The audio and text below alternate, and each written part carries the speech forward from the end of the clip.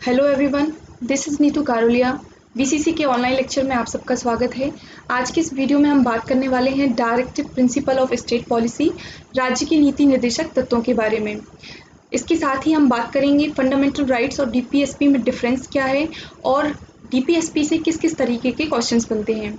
जब हम डीपीएसपी की क्लासिफिकेशन की बात करते हैं तो हमारे संविधान में इसका क्लासिफिकेशन नहीं किया गया है, but it is divided in 3 categories for academic convenience. और वो 3 कैटेगरीज कौन सी हैं? सोशलिस्टिक, गांधीयन और लिबरल इंटेलेक्चुअल। इन 3 कैटेगरीज में डीपीएसपी को डिवाइड किया गया है। जब हम सोशलिस्टिक प्रिंसिपल की बात करते हैं तो इसके अंतर्गत जो हमारे आर्टिकल्स आएंगे वो आर्टिकल 38, 39, 39A, 41, 42, 43, 43A और 47। जब हम गांधीयन प्रिंसिपल्स की बात करते हैं तो उसके अंतर्गत जो हमारे आर्टिकल्स आएंगे वो आर्टिकल 40, 43, 43B, 46, 47 और 48। लिबरल इंटेलेक्चुअल में जो आर्टिकल्स आएंगे वो 44, 45, 48, 48A, 49, 50 और 51। अब हम बात करते हैं हमारे जो डीपीएसपी हैं उससे रिलेटेड जो इम्पोर्टेंट पॉइंट हैं। तो फर्स्ट पॉइंट जो है वो कहता है कि दे कम अंडर द पार्ट 4 और आर्टिकल 36 टू 51।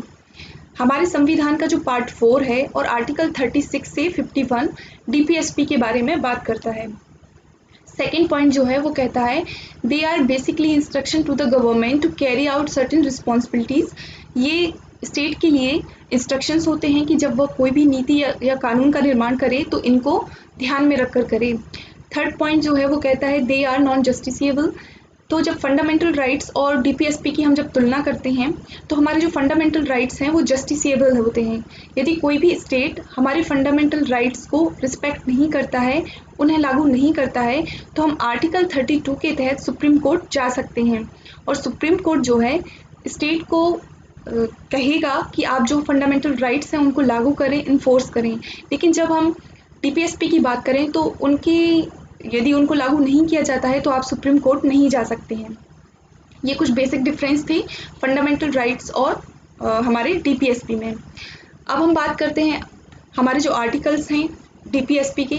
तो आर्टिकल 36 में कहा गया है, article 36 of Indian constitution state that in part 4 of Indian constitution the meaning of the word state is the same as defined in article 12 of Indian constitution.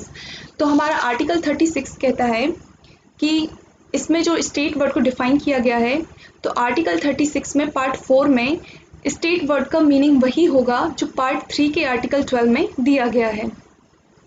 Article 37 की बात करें तो application of the principles contain in this part. इसमें 2 बातों को शामिल किया गया है। पहली बात जो है वो कहती है कि जो डीपीएसपी हैं इन्फोर्सेबल नहीं है, इनको आप मतलब जो फोर्सबल नहीं है ये। सेकंड पॉइंट जो है वो कहता है कि राज्य नीतियों के निर्माण करते समय इनको ध्यान में रखेगा। फिर हम आर्टिकल 38 की बात करते हैं तो यह कहता है state to secure a social order for the promotion of the welfare of the people. तो आर्टिकल 38 इससे बहुत अच्छा क्वेश्चन बनता है। आर्टिकल 38 एकमात्र ऐसा अनुच्छेद है जिसमें सामाजिक, आर्थिक और राजनीतिक न्याय का उल्लेख किया गया है। इसमें लिखा है राज्य इस प्रकार की व्यवस्था का निर्माण करेगा जिससे कि सामाजिक, आर्थिक और राजनीतिक न्याय की प्राप्ति की जा सके। एक क्वेश्चन इससे बनता है कि सामाजिक, आर्थिक, राजनीतिक न्याय का उल्लेख कहाँ कहाँ किया गया है। तो आर्टिकल 38 के साथ ही प्रियम्बल जो है हमारी प्रस्तावना, उसमें भी हमारे सामाजिक, आर्थिक और राजनीतिक न्याय जो ये जस्टिस हैं इनकी बात की गई है। फिर हम बात करते हैं आर्टिकल 39 की। तो आर्टिकल 39 कहता है certain principles of policies to be followed by the state. राज्य द्वारा पालन किए जाने वाले नीति के कुछ सिद्धांत।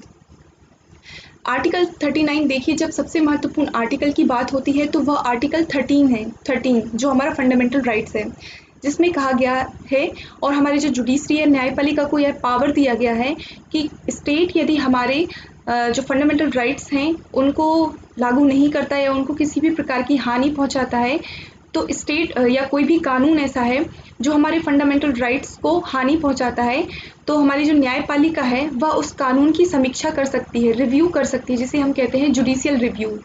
तो यह न्यायपालिका को अधिकार दिया गया है, पावर दिया गया है आर्टिकल 13 में। जब हम डीपीएसपी की बात करते हैं तो डीपीएसपी में हमारा जो सबसे इम्पोर्टेंट आर्टिकल है वो आर्टिकल 39 है, जिसमें 6 बातों को शामिल किया गया है। अब वो 6 बातें कौन सी हैं? तो फर्स्ट जो है वो कहता है राज्य सभी स्त्री व पुरुषों को आजीविका प्राप्त करने का समान अवसर देगा। मतलब जो हमारा स्टेट है वो भेदभाव नहीं करेगा महिला या पुरुष होने पर, दोनों को समान अवसर देगा रोजगार की, ऐसा फर्स्ट पॉइंट।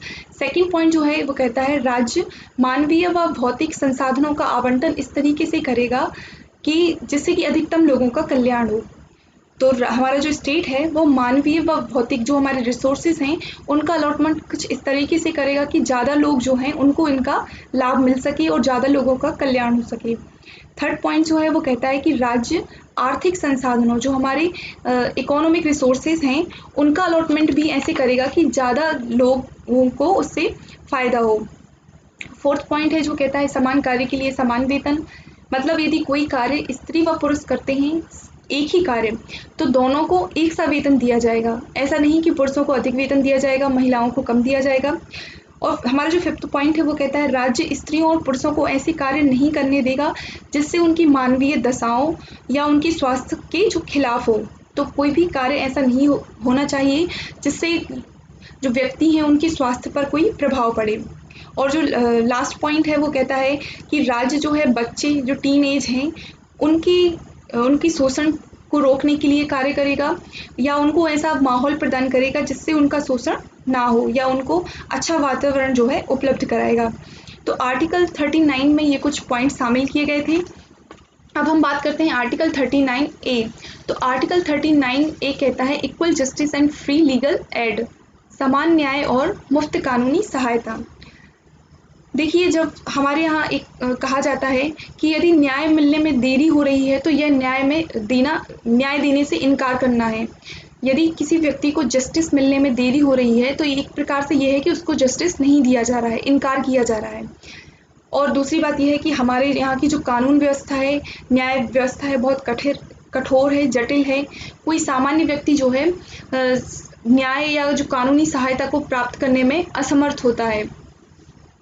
तो आर्टिकल 39A में कहा गया है कि इसके अंतर्गत 1987 में एक कानून बनाया गया, national legal service authority act, जो नलसा होता है, जो राष्ट्रीय स्तर पर कार्य करेगा।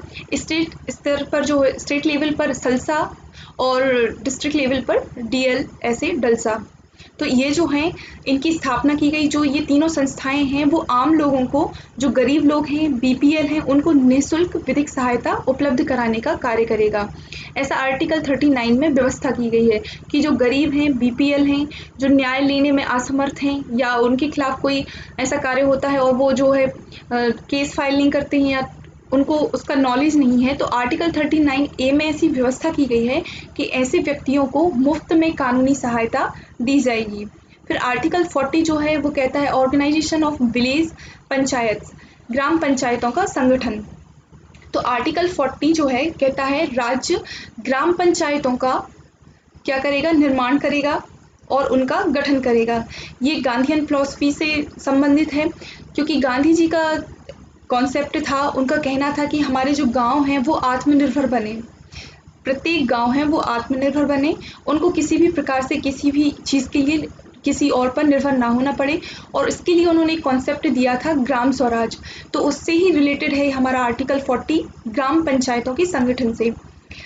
तो ये गांधीयन दर्शन से संबंधित है। फिर हम बात करते हैं आर्टिकल 41। तो आर्टिकल 41, 42 और 43 को हम एक साथ पढ़ेंगे, इससे आपको याद करने में भी आसानी होगी। तो आर्टिकल 41 कहता है right to work, to education and to public assistant in certain cases, कुछ मामलों में शिक्षा और सार्वजनिक सहायता के लिए काम करने का अधिकार। तो आर्टिकल 41 में हम इसको साथ में पढ़ने वाले हैं और ये जो है एक दूसरे से थोड़ा जुड़े हुए भी हैं। तो आर्टिकल 41 कहता है कि राज्य सभी लोगों को right to work, right to education और राइट टू पब्लिक असिस्टेंस जो है देगा। मतलब सबको जो है पढ़ने के लिए, एजुकेशन के लिए, जो विद्यार्थी हैं, स्टूडेंट हैं, उनको स्कूल्स की व्यवस्था करेगा, काम करने वालों को रोजगार की व्यवस्था करेगा और पब्लिक असिस्टेंस की व्यवस्था करेगा। अब पब्लिक असिस्टेंस किसके लिए, किन व्यक्तियों के लिए व्यवस्था करेगा? तो ऐसे व्यक्ति जो बुजुर्ग हैं, बीमार हैं, बेकार हैं या डिसेबल्ड हैं, दिव्यांग हैं, तो ऐसे व्यक्तियों को पब्लिक असिस्टेंस की व्यवस्था करेगा। ऐसा लोक सहायता जिसको हम कहते हैं उसकी व्यवस्था करेगा आर्टिकल 41 में। फिर हम आर्टिकल 42 की बात करते हैं तो यह कहता है provision for just and human condition of work and maternity leave, काम और मातृत्व राहत की सिर्फ और मानवीय स्थितियों के लिए प्रावधान। तो आर्टिकल 42 कहता है कि सिर्फ आपको काम नहीं प्रदान करना है, जैसा आर्टिकल हमने 41 में देखा कि राइट टू वर्क जिसमें कहा गया है, तो आपको सिर्फ उनको काम नहीं देना है बल्कि आपको ऐसी व्यवस्था या ऐसी दशाएं भी देना है जो व्यक्ति सही तरीके से उसमें काम कर सके।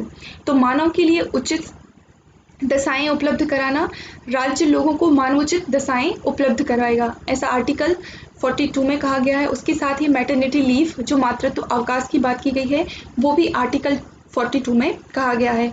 मातृत्व अवकाश जो प्रेग्नेंट वुमेन्स के लिए उनके वर्क से जो रिलीफ दिया जाता है उसके बारे में वो जो कॉन्सेप्ट है वो आर्टिकल 42 से लिया गया है। फिर आर्टिकल 43 की बात करते हैं तो यह कहता है living wages of for workers, श्रमिकों के लिए जीवित मजदूरी। तो आर्टिकल 43 में कहा गया है कि राज्य जो है प्रत्येक व्यक्ति के लिए इतना वेतन उपलब्ध कराएगा कि उसका जो है जीवन सही तरीके से निर्वाह हो सके।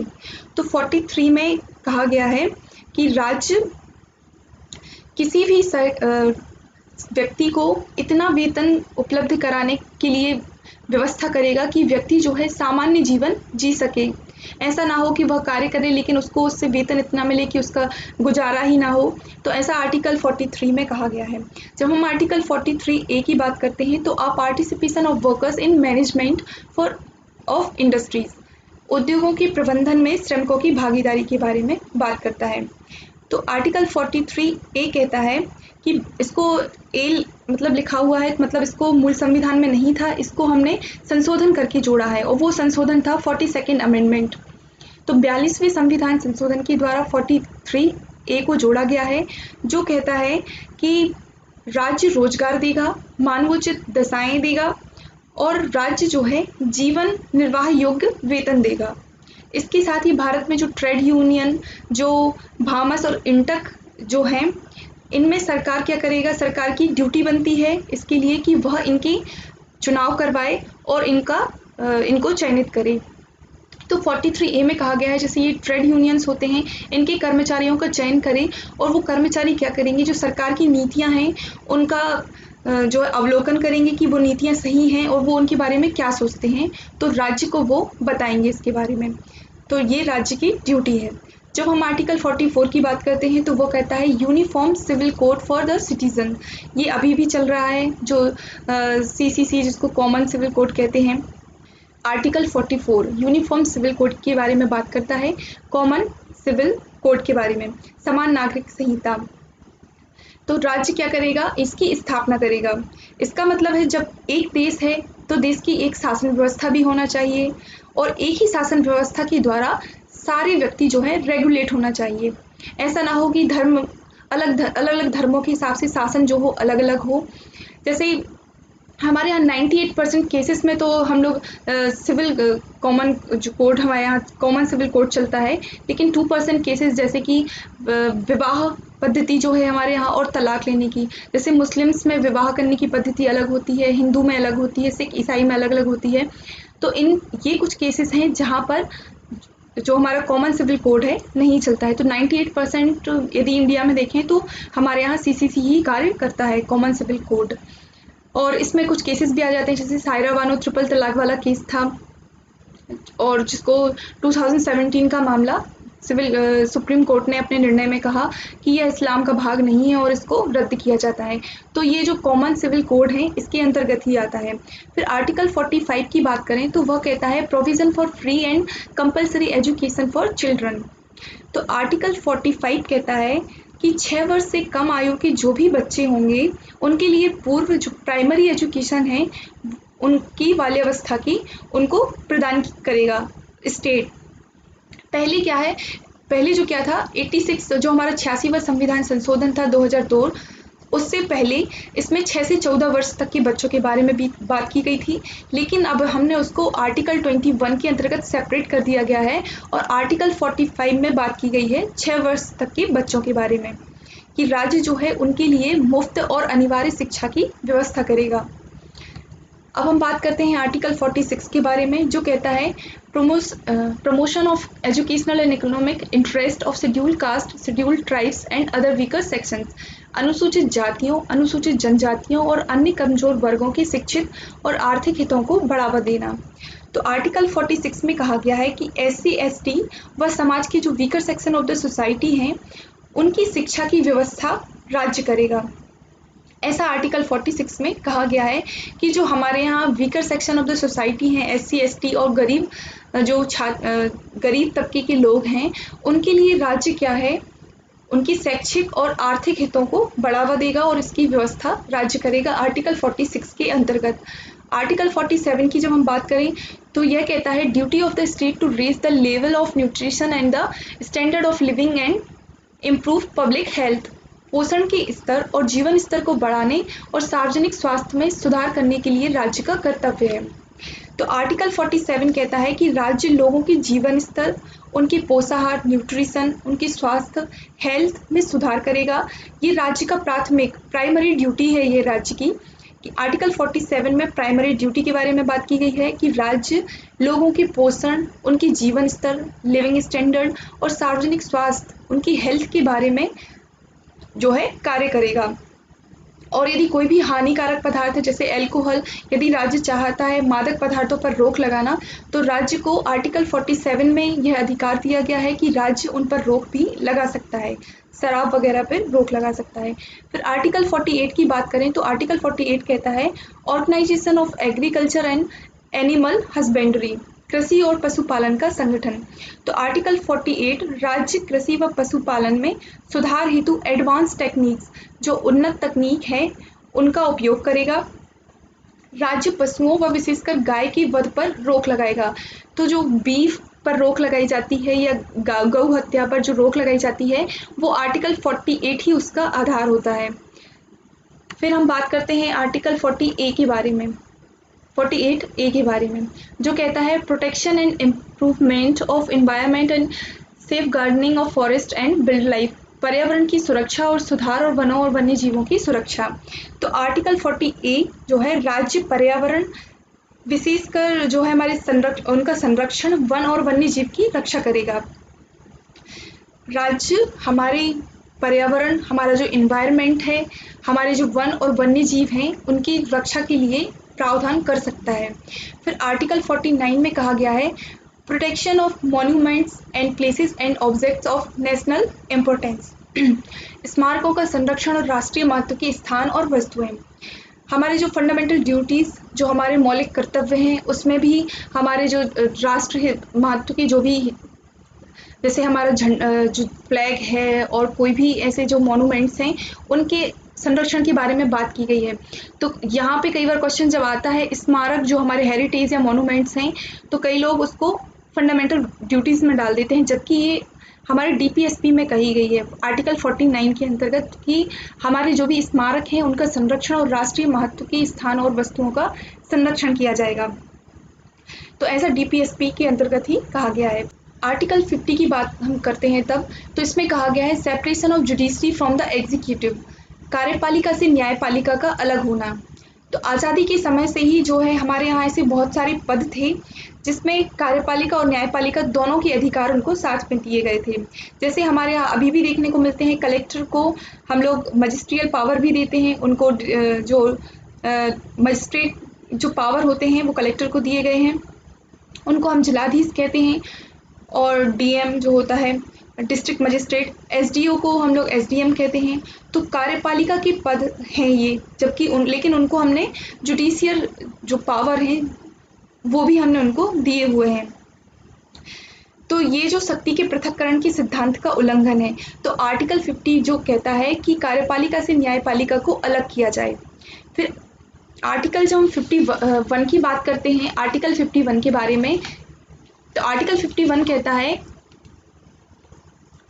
Promotion of international peace and security, अंतर्राष्ट्रीय शांति और सुरक्षा को बढ़ावा देना। भारत की विदेश नीति का संवैधानिक आधार है आर्टिकल 51। तो आर्टिकल 51 क्या कहता है, अंतर्राष्ट्रीय और शांति और सुरक्षा को बढ़ावा देना। इसमें 4 बातें लिखी हुई हैं। फर्स्ट जो है वो कहता है भारत अंतर्राष्ट्रीय शांति और सुरक्षा को बढ़ावा देगा। भारत जो है अंतर्राष्ट्रीय शांति और सुरक्षा को बढ़ावा देगा। सेकंड पॉइंट जो है वो कहता है भारत सभी राष्ट्रों के मध्य सम्मानजनक और न्याय संगत व्यवहार को बढ़ावा देगा। भारत ये चाहता है कि सभी देश जो हैं हमारे उसमें अंतर्राष्ट्रीय शांति जो और समझौते हैं वो मध्यस्थता के द्वारा ही हो जाएं और उनका जो समाधान हो वो मध्यस्थता के द्वारा हो। तो भारत की जो अंतर्राष्ट्रीय नीति है और सुरक्षा है वो आर्टिकल 51 के अंतर्गत उसके बारे में बात की गई है। तो हमारे जो डीपीएसपी के बारे में आज के वीडियो में हम इतना ही। यदि आपको वीडियो पसंद आया हो तो please like share and subscribe करें। Thank you.